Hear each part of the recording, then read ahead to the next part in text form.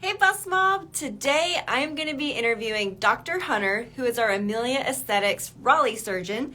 And a lot of the questions you ladies submitted are 99% breast augmentation questions. So we will definitely be answering all the breast aug questions today. Those of you that are popping on, if you have questions too, leave them in the comments and we'll make sure to get to them. Someone is sending a request to join that is not Dr. Hunter.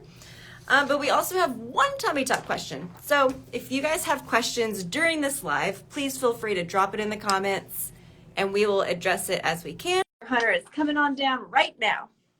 I feel like the price is right. Hello. Perfect. Hello. How are you? Good. How was your Thanksgiving? Fantastic. How was yours? It was fun. It was long. I feel like I had 3 Thanksgivings, which isn't a problem, but it's a lot of food. It's a lot of eating. Yeah, it's a lot of eating. A lot of eating and sleeping for me anyway for that. Yes. So hope everyone else had a very good Thanksgiving. Enjoyed the long holiday weekend. Yes, it was very nice. All right, so I don't know if you heard me kind of set it up, but we got almost all breast augmentation questions. Perfect. And one tummy tuck that kind of slid in, but if anyone watching has any questions specifically on breast augmentation, please ask because we will get to them if we have time. All right, without further ado, here we go. You ready, Dr. Hunter? Let's do it. Okie dokie. So this one's always kind of fun because I hear this one in Bustmob.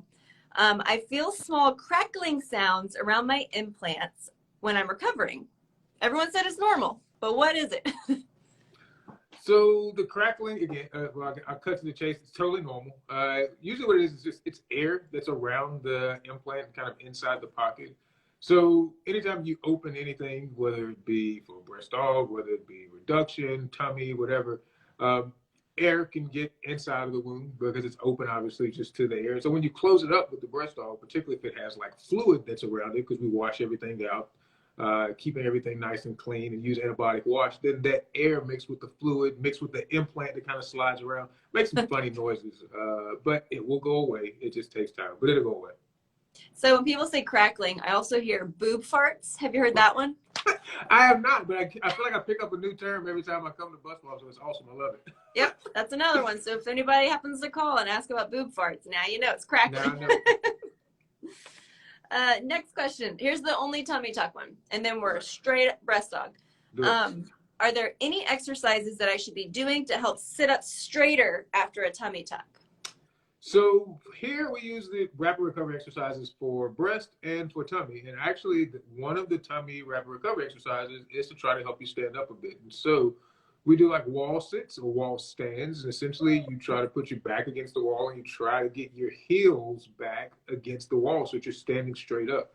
And so that will help you to stand up. And I am actually a big fan of that. Sometimes people will ask about like, well, what if I use a walker? Do I need one? That's like the opposite of a walker. Right? That keeps you bent over far longer than you need to be. So the goal is to stand up. And so again, trying those wall sits will kind of help you because it helps to push everything back and to try to get your head and shoulders back, which will then kind of bring the rest of your body.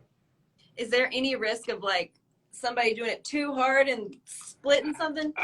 So usually your body will stop you before you get to that point because it will hurt. But again, if you want it to be gentle, I suppose you could. If you really tried to crank it and I made you really tight, you could probably do a little bit of damage to it. But for the most part, your body will kind of stop you. It's not going to let you do anything that's too painful.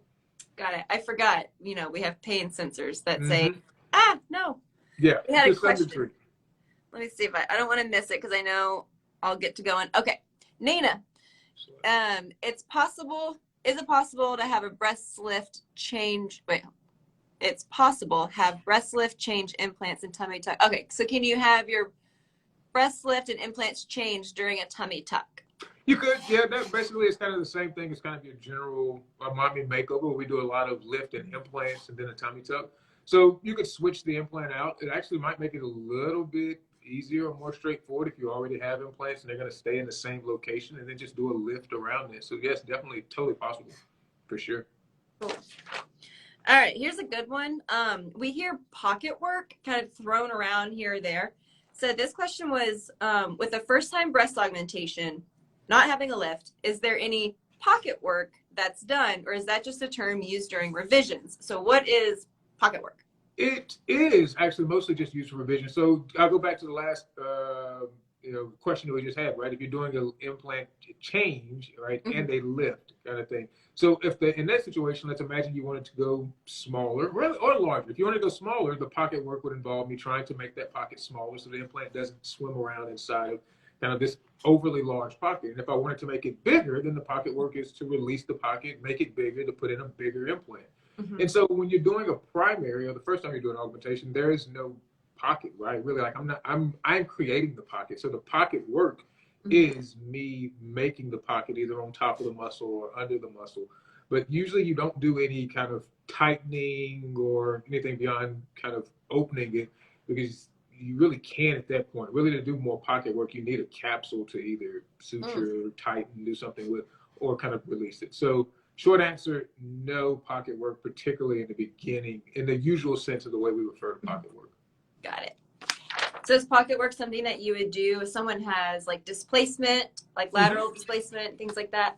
Yeah, so if the implant is too far, if you have lateral displacement, you lay down, they fall to the side, you hate that, then the pocket work, per se, is then tightening off that part that's on the outside, maybe opening the part that's near the middle to allow the implants to move towards the middle and to move up. Whereas in the primary surgery, you just try not to go too far lateral, right, so that the implants don't slide lateral. Got it. That makes sense. Any tips on how to avoid hematomas after a breast surgery? So what is a hematoma, and is there a way to address it or prevent it? Start with the basics. All right, so what is a hematoma? Fancy term for blood collection, right? Like you have bleeding. So hematoma, everybody's aware of, like with a strawberry is, you get a bruise, right? You fall and you get this big blue, black, turns yellow, etc. That's a hematoma, right? So that's blood in your skin. And so you can get that in the surgical site, and the problem with getting that around, say, an implant is your body will usually reabsorb it if it's a small amount, but if it's a large amount, one, it's uncomfortable, painful, and it can sometimes increase the risk of either infections or capsule contracture. And so in order to prevent that, usually what I just tell most of my patients is those first week, particularly the first week, right? Really, I like 2 weeks, keep trying to keep your heart rate down. That really is a thing you can do. So, a couple of days after surgery, people are sometimes itching to say either get back to work or get back to the gym or get back to any number of things. And the more you do and the higher your heart rate is, then it kind of increases your blood pressure, right? And so then those little areas where you may have had a little bit of bleeding, right, that can lead to more bleeding that becomes significant. So taking it easy, keeping your heart rate down, not doing any heavy lifting, because another kind of common story that we hear about hematomas with breast stuff is people aren't paying attention to it, and you reached out and pulled on a heavy car door, right? Or you pulled on a heavy door either going into the office building or something like that, right? Like you made some movement that on an ordinary day wouldn't give you any issues, but this, you happen to pull on something, and that can kind of lead to some bleeding. So some of it you can avoid, right? But trying to limit as much of those things as you can in those first couple of weeks is important to just keep the risk down as low as you can. It's never zero. I always tell patients that I can't make it zero, but keeps it as low as you can. Cool. Would you consider performing a revision / correction on a patient who has who's been seen originally by a different surgeon? So basically seeing somebody who needs a revision whose first breast dog was by someone else. So yes, done a decent number of revisions. It's kind of a common thing that we often end up dealing with. The patients have gone somewhere and they haven't gotten what it is that they wanted. They haven't felt like they've been heard.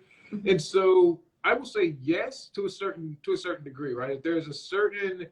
If you are uncomfortable with returning back to the surgeon that you saw before, again, because you either felt like they didn't hear you, or you felt like they did something that you explicitly said that you didn't want, or if you really just want to have another surgeon, then yeah, I'll take care of it as long as I think you and I can kind of meet similar expectations. I do often encourage people to at least return from where they started, to at least have a conversation.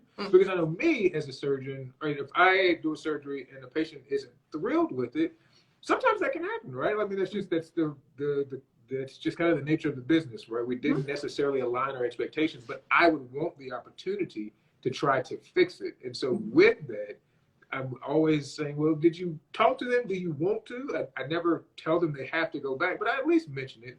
Because again, as a surgeon, I would want to see all of my patients afterward and then make some adjustments. But I do revisions quite often to try to get people to closer to where they want to be, which is the whole goal of it. I love that. And it is important to establish that trust with your surgeon before having surgery so you feel comfortable going back to them if you're unhappy or have questions, anything like that. For sure. Super important.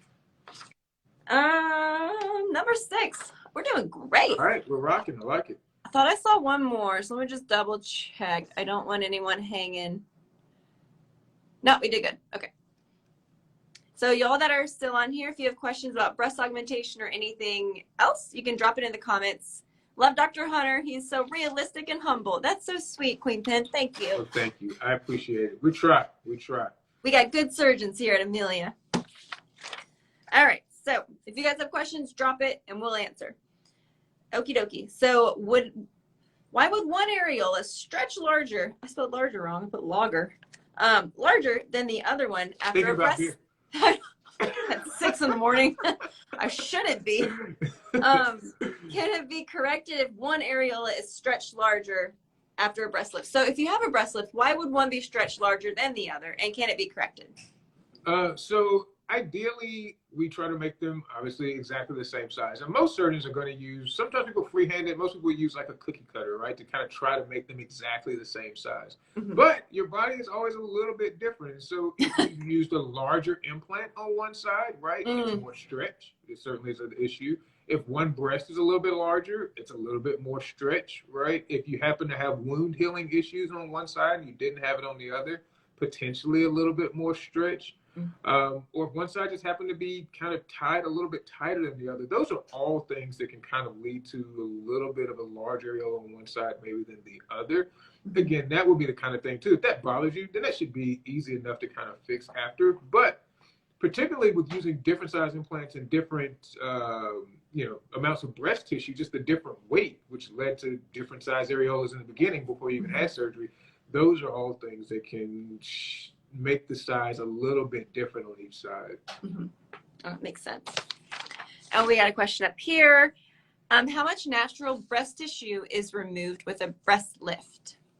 Love that one. So it depends, honestly, on which way you choose to do it. So often when patients come in and they want a lift, most of the time women, not all the time, but most of the time, those women are pretty happy with the bra size. They just don't like where it sits, right? They feel like it sits too low. They want it to sit higher. And so for those women, if you're happy with the bra size, my goal is not to really remove any of the breast tissue. I do some liposuction, and so that will allow me to remove a little bit. It helps me shape the breast.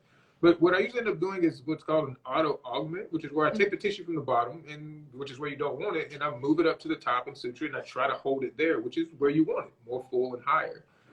So I usually don't take off too much tissue with the lift. Sometimes if they want a little tissue removed, I can remove that. And that's kind of that whole gradation between when is a lift become a breast reduction, right? Like it's the same scars, it's an incision in that regard, but it just depends on how much tissue gets removed. And so if you want a lot of tissue, then it's probably more like a breast reduction. If you like the shape of the breast and you just want them higher, then that's the lift. And the way I describe it to people is, it's like going in and I rearrange the furniture in the room, but I don't take anything out. That's what happens with the lift. I love that. Rearranging the furniture. And this whole concept, I've never heard it until this past year, the auto augmentation. Like, they look so good. It's like, I've seen some of your after photos and I'm like, oh, she got implants. And they're like, it's a lift. And I'm like, what? Like, I should have waited. I honestly sometimes have actually looked back at them and sometimes you can't tell. And that's how you know that actually it was like the right operation for that person, particularly for people who have really dense, thick breasts, because it feels almost like an implant. If you can just put it back where they want it or higher, then people tend to be really thrilled with that. And so I love it as an operation. I didn't do it a ton before coming here, but I love it now for sure. Yeah. If I had not had my reduction when I was 18, I definitely would have had an auto augmentation. Yeah, so at least start with it. And then if people don't have enough volume still, then I can always go back and add implants afterwards, right? And then maybe it doesn't have to be as large. So it gives you some options. I like it. It looks great. Somebody asked, what's the difference between a donut lift versus a lollipop lift, and how do you determine which one to use? Okay, so This is I a give good a little one. bit of a side for that one because, quite naturally, everybody would prefer to have a donut lift, right? Because the incision, you don't have that vertical incision that runs down the bottom of the breast, just an incision around the nipple. That sounds incredible. Who wouldn't want that, right? Like, why not? But it's not effective, right? And so if you have to move the nipple a significant distance, then a lollipop incision is not good because it's too much tension and I just can't move it high enough. So if I go back to the last question, or one of the questions about why would one areola be larger, if we notice every time, well, most of the time when people have a donut lift, I can tell it was a donut because the scar widens. The scar becomes thicker and the areola itself widens because your breast is always stretching it. That lollipop lift actually is what holds the tension, that vertical part. And so that's what's actually getting all the pressure. So your areola doesn't get as much tension, as much pull. So it actually can stay narrow and the scar can stay well defined kind of around it as opposed to widening. So who do I do a donut lift for? Only people who want to have a smaller areola. That's it. It's not to move the nipple. It's just to make the areola smaller.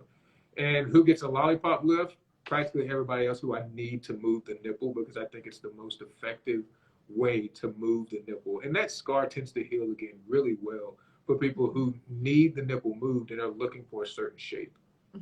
I have a lollipop lift 2 years ago, and my vertical incisions, I don't even see them at all. Yeah. They have completely blended in with my skin color, which shocks me because I don't even heal that great, and that's one that I don't even see. They tend to heal beautifully, and it's awesome when I get to the point where, like you said, where you can't find it, right? Like that's the most beautiful aspect of it. You just tell people you just have to be able to get to that point, right? It's getting over that mental block of, I don't really want the scar there. That scar usually tends to do really well for the most part because again, it's not an area that has high tension underneath the breast, and so that allows it to heal really well. Yeah. Alrighty. Can you go from a high-profile breast implant, switching gears from Liftland to Augs? Can you go from a high-profile implant to a moderate plus and not need a lift if you have the same CCs? Yeah, so it depends. It depends on where your nipple location is, right? And so I did that for someone actually not too long ago because they just wanted a wider implant. They were trying to get more cleavage, right? The high profile was probably a little bit too narrow at that point in time. But their nipple was in a great location, right? And so I didn't need to do anything else with it. If you go down in size a lot, then sometimes we have to start talking about a lift because, again, there's too much skin and I have to have something to do with that. But if you're staying at a similar size, a similar volume, or even going up in volume, then often there's no indication for a lift. It's just, again, more scarring than you would need. It's all about nipple location, really, is what it's going to be. Nipple location and whether or not you have any excess skin. Got it. So would there be any benefit of somebody going from a mod plus to a high profile and not changing CCs? Like, would they even see a very noticeable difference? Probably not. I don't know that I would recommend that for a lot of things, unless they just wanted more kind of from the side view, right? The profile view, they wanted just more projection, right? In that situation, you could, but probably not necessarily in that situation to go from a mod to a high and keep the same size. If you were going up in size to keep that same width, then yeah, that's when we would switch to high, but usually the other way, not so much. Got it. And I guess I'll make one more side kind of comment about that because I've seen this a couple times on Bustmob. We always kind of have had this debate about mod versus high, side boob, cleavage, etc. I think sometimes it just gets lost, and it's not the implant itself that's going to give you those things. It's the implant in relation to your chest wall, right? And so a high profile on someone who is very narrow can look completely different than a high profile than someone who is very wide, or vice versa, right? Mod plus versus on someone who's narrow versus someone who is a little bit wider. And so those things will really just depend on your chest width and how the volume that you pick, right? In terms of giving you profile, giving you cleavage, side boob, and again, whether or not you going from mod plus to high profile would be beneficial for you or vice versa. So just a little side, because I've seen that a couple times in the Bustmob. Cool. I'm going to have you film a reel on that, and I'm going to post it everywhere. No, we can do it. Let's do it. Serious, though. Okay. What is the best placement of breast implants for bodybuilders? Overs or unders, and why? So This one is a hard one, and this one is hard because there's no right answer. It really just depends on the individual, right? So oftentimes, if you're into bodybuilding and you see it, it's very clear sometimes when women have had breast augmentations in their bodybuilding, right? Because it looks like there's this stuck-on implant, like sitting over top of this striated pectoralis major muscle, where you can kind of again see all the striations, super ripped, super buff. And that's the look that they're going for. They wanted some volume, but they didn't want to sacrifice any time off, right? They didn't want to have a slowdown in their working out. They wanted to get back as quick as possible, etc. So for those individuals who they'll do 6 weeks, because I asked them to do that, but they're like, I don't want to take any other time. After those 6 weeks, I want to be right back to max lifting. I don't want you damaging my muscle. I'm trying to get my bench press as high as I can get it, et cetera, et cetera. For those people, then the trade-off is I can do an implant on top of the muscle, but you're already fit, you already have low body fat percentage and no breast tissue. You will see the implant, right? Yeah. It will be round. You will see it. And they're very educated. Often, okay, I know. That's what I want. And it's easy to roll with that. They're happy with that. However, there are sometimes people who either they're doing fitness competition, right, as opposed to like pure bodybuilding. Like bikini competitions. Yeah, bikini as opposed to like powerlifting, et cetera. And so they, in that situation, are like, I don't really work my chest that often anyway, right? So I'm more than okay for you to put it under the muscle. I can then go back and train and do a little bit that I need to. And so for them, putting it under the muscle is fine. They understand that I'm going to be kind of releasing the muscle a little bit, and that's going to slow them down in terms of getting back to chest. But they will be able to get back to it. As an aside, I had a patient who actually came in not too long ago who we did it under the muscle, and she was telling me that now her bench press is actually higher than it was before. So I was like, I'm going to use that one to say that maybe it's the implant. It's also a powerlifting competition, right? So you can do that. It's just those individuals, it takes more time, right? And you have to be willing to deal with the fact that it's a slower climb back when it's under the muscle. So that's a long-winded way and very wordy way of saying there's no right answer, right? I'll work through it with you when you're here, and we just kind of have to decide what your priorities are. Is it keeping the muscle fully intact and working out, or is it the appearance that it looks a little bit more natural, a little bit more size, and you're willing to take a little bit of time off in terms of chest activity? So that's the gist for that. That feels like two very reasonable scenarios right there. And we got 2 questions that rolled in. Hope Braver, I'm going to get to you in a second. Low Redis. Is Galaflex, placed after an implant failed to drop? Will I still run a high risk of the implant not dropping again? I would say yes. I would say if the implant, so this is where I would probably need more information, because if the implant fails to drop, I don't think you would have needed Galaflex. I'm not sure that I understand what the reasoning of using Galaform in that situation would be, because usually the mesh, Galaflex, Galaform, whatever kind of other mesh you want to use, is to support the implant. Think about it like a sling, right? And so it's to hold it up, usually for bottoming out, right? Or when the implant is just really large and heavy. If the implant stays too high, then in that situation, what I'm more concerned about is it capsule contracture? Is it, if it's under the muscle, is it an inadequate muscle release? Even if it's on top of the muscle, do you need to release a little bit more at the bottom in terms of the breast tissue over the muscle? Something is holding it too high, and adding Galaform is only going to hold it higher. So I would say that, yeah, it does have a high risk of it not dropping again if that's the case, but I probably would need more details to make sure I'm speaking on it fully intelligently. It kind of sounds like it was sewn too tight with Galaflex already put in for a primary. So, if I had to guess. So if you put it in, and this is kind of why I don't love it for primaries, because it's not. I don't think it's that necessary. But if it is possible that if he or she put the Galaflex in the first time, and they put it too high, right, kind of thing, right, as opposed to sitting it down on the IMF. Maybe they did it on the left side, but on the right side, it's sitting a couple centimeters higher, right, a couple inches higher, and you would notice that. Or again, if it is too tight, right, if they sutured it, because you're supposed to have a little bit of like a 3D shape. It's supposed to be like a cup, right? Like it's supposed to be like a cup. But if I turn it and make it too tight against the chest, then maybe the implant doesn't fall down over top of that. So those are all scenarios that I would say, and if it's still either too tight, then the risk of that being too high is still present, I'd say. Got it. It looks like she didn't get it, but she wants it for her revision. But that'd be a good conversation with your surgeon once that implant does drop. Yeah, for sure. For sure. We got a couple more minutes. Tanya Okay. said, would breast acne cause surgery to be canceled?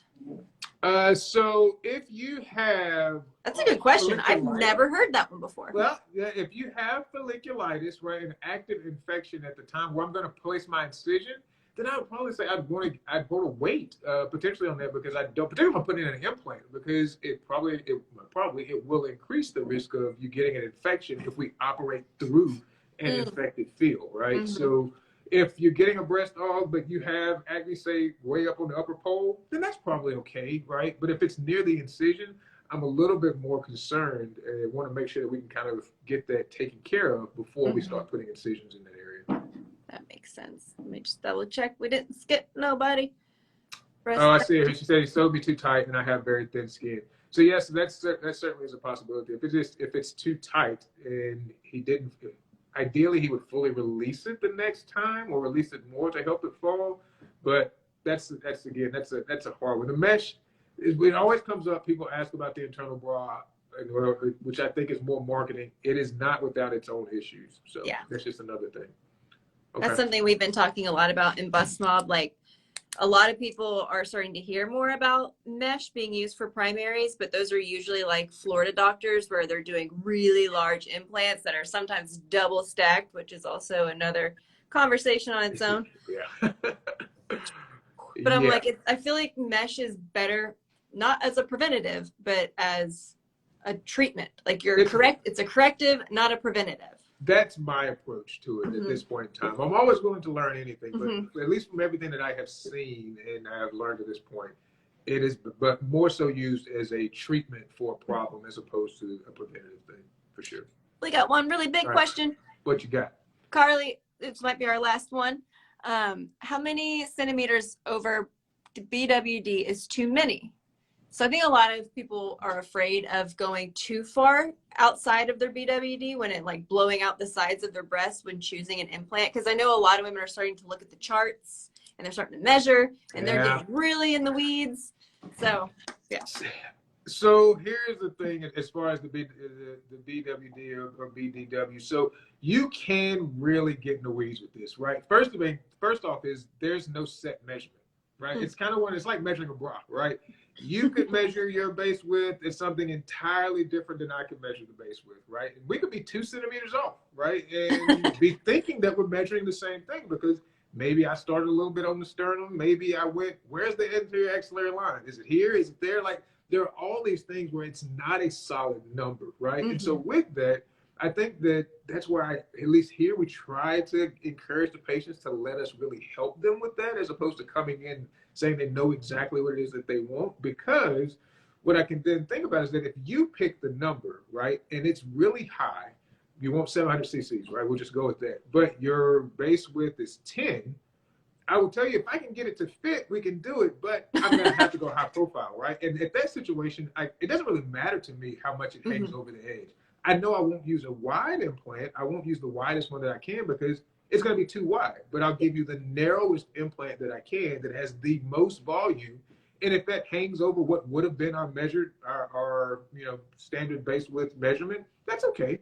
It doesn't really stress me out too much in that regard. So it gets to be really complicated. So that's maybe a little bit of a cop-out in the answer, but it's also real that there's no number of centimeters or inches that is a limit to it.